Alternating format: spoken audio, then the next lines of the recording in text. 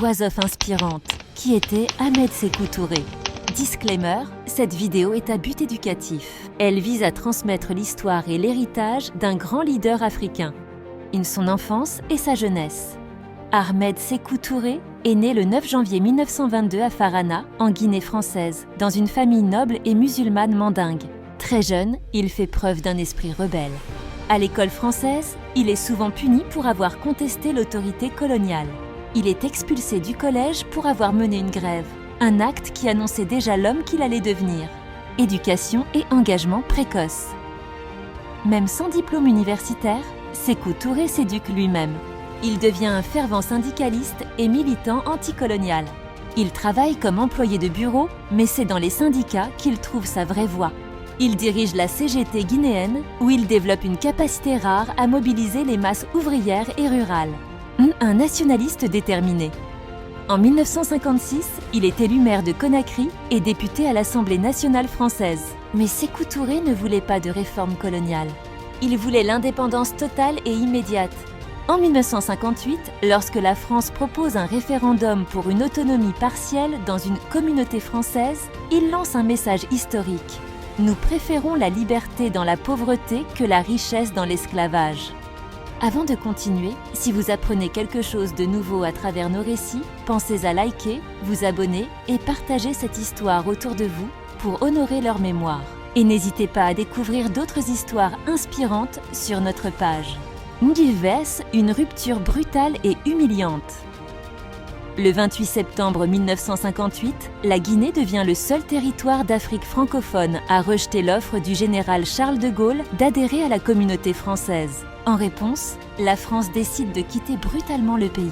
Les représailles françaises, les fonctionnaires français sont rappelés en urgence.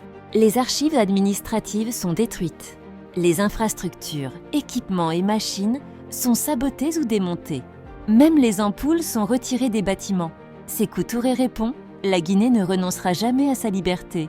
Mais pour la naissance du franc guinéen, un symbole d'indépendance totale. Après le non retentissant au référendum de 1958, la Guinée devient le premier pays d'Afrique francophone à obtenir son indépendance. Mais Sékou Touré ne veut pas seulement la liberté politique.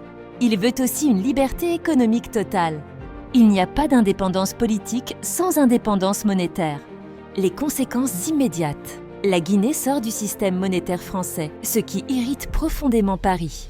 Le pays se retrouve isolé économiquement, sans accès facile aux marchés occidentaux. Le franc guinéen est imprimé en urgence avec l'aide de pays de l'Est, comme la Tchécoslovaquie. Difficultés économiques, mais fierté nationale.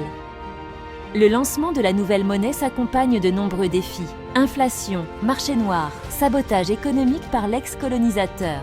Mais pour Sékou Touré, c'est un sacrifice nécessaire pour la dignité et la souveraineté. Nous préférons être pauvres et libres que riches et dépendants. Accession au pouvoir et construction de la nation. Sékou Touré devient le premier président de la République de Guinée. Il bâtit une vision panafricaine, socialiste et souveraine.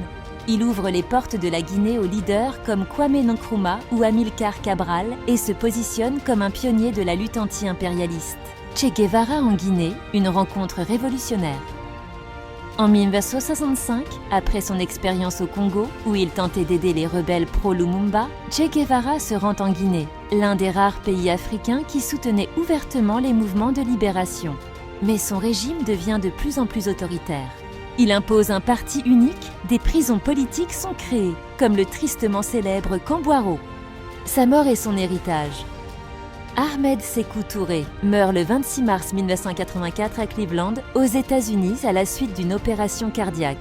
Son décès marque la fin d'une ère, mais son nom reste associé à la dignité africaine, à l'indépendance radicale et à la résistance au néocolonialisme. Sékou Touré n'était pas un homme parfait, mais il a inspiré des générations entières à se lever, à croire en leur pouvoir et à choisir la liberté à tout prix. Merci pour votre attention. N'oubliez pas de vous abonner, de liker et de partager cette histoire autour de vous. Découvrez aussi d'autres héros africains sur notre page.